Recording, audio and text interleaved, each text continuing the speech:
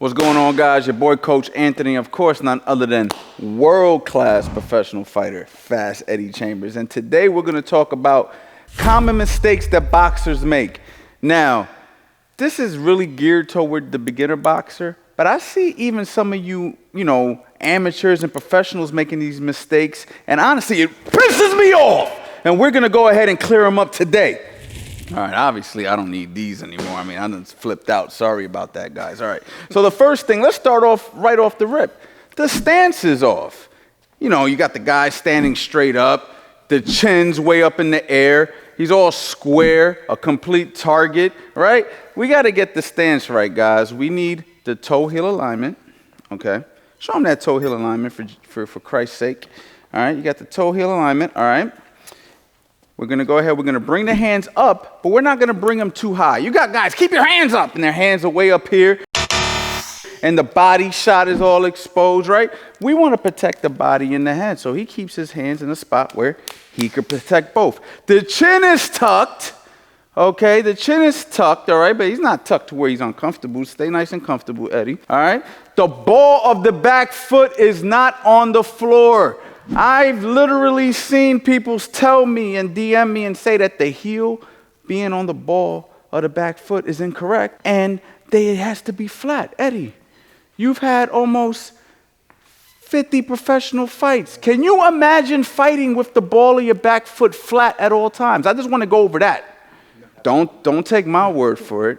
Take the guy who's been in the ring almost 50 times as a pro and who knows how many times as an amateur, right? Don't take Coach Anthony's freaking advice. Stay on the ball of that back foot. You want to push off that back foot. You want to be able to get in and out nice and quick. How are you going to do that if both heels are planted to the ground? What are we, staying in mud? So that's right off the rip. That's just the stance. Jesus, Eddie, we haven't even got, maybe we should end the video right there. But we ain't going to do that here at Coach Anthony Boxing. We're going to keep going. We're going to keep showing you more mistakes, okay? Wow. So we got the stance down, okay? Now, pawing with the jab. All right, guys will throw a jab, and then they'll do that. Jeez, guys, bring the hand back to your chin. Like, what the heck is going on? Let's show them what a jab's supposed to look like, Eddie, okay? Pop. Look, I can't hit him if I try. Do it again. Pop. There you go. You want to bring that hand back to where it started, all right? Now, of course, there's going to be variations to the jab, and you're going to throw up jabs and stuff like that. And you need to know how to use that catcher's mitt and stuff like that if you guys want to be more slick and advanced and use your upper body movement, all right? Now, another mistake that we see. Guys putting too much weight on the front foot. Show them that, Eddie, okay? Now, what do we want to do? This is getting back to the stance, I know that, but we don't want that, all right? We want that 60-40, okay? We want a guy who can go ahead and be in a position to where he could do both things. At worst, you want to be 50-50 if you're just going to go ahead and be working, all right? So that's another thing. We have videos like that in the past. Another thing I notice guys do, their feet come too close when they're coming forward, so go ahead and step forward. And there you go. The feet are too close, all right? We want to stay slightly wider than shoulder width, okay? You want to go ahead, pop that jab, bang, okay? We want to keep that. Another thing that we see is guys crossing their feet when they're going laterally. So show them what that looks like. Yeah.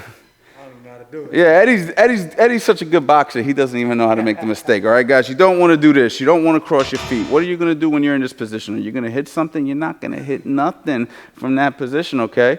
Go ahead, Eddie. Show him something. There you go, Eddie. See, Eddie's starting to figure it out. There you go. There you go. All right. Another thing that we've noticed that fighters do. The good old bow and arrow. All right. So go over here. Guys will throw that jab and leave their face wide open. Do it again without me hitting you. Like, why are we pulling our other hand back? Like, why are we doing that? I mean, literally, what's the point of that, right? That hand is there. It's there to do a number of jobs, okay? Show them what those jobs are besides punching. Catching the jab, blocking the hooks, catching shots underneath. Well, you could do that as well. But at the end of the day, this hand is here. And, of course, you want to punch. Bang, right?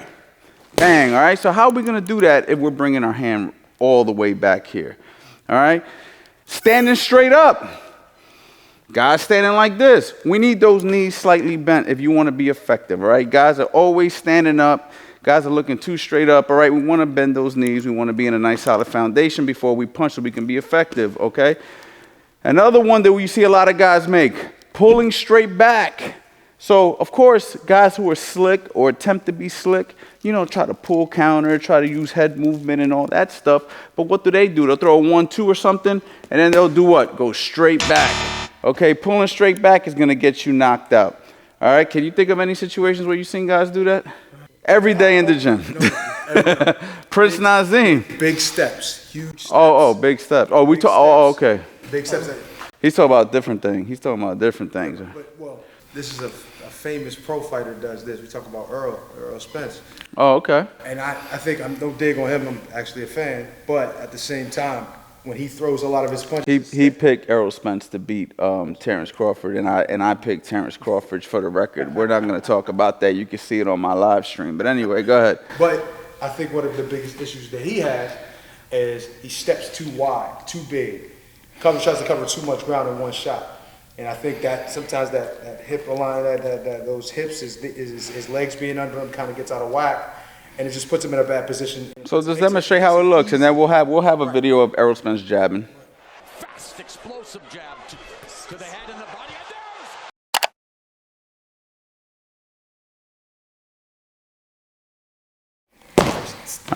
I can't even. I honestly, that's not even probably a good demonstration of it. But to me, that is just too dangerous. Look how out of position you are. You know what I mean? Too much weight goes on the front foot. Easy to counter. There's just too many problems, too many issues with it.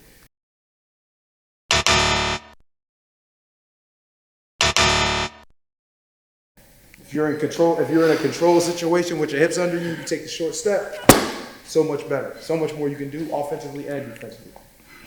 So there you have it, guys. We're going to end the video right there. That's just some common mistakes that we've seen. Trust me, there's a whole lot more. We could probably have a course on mistakes, but we ain't going to do that. We're going to give it to you guys right here on YouTube. But if you guys want more information, if you guys want to learn how to do this stuff correctly outside of just the YouTube videos, go to the website, coachanthonyboxing.com, and go ahead, join the community, join the team, and let us teach you how to box. You already know, boxing life.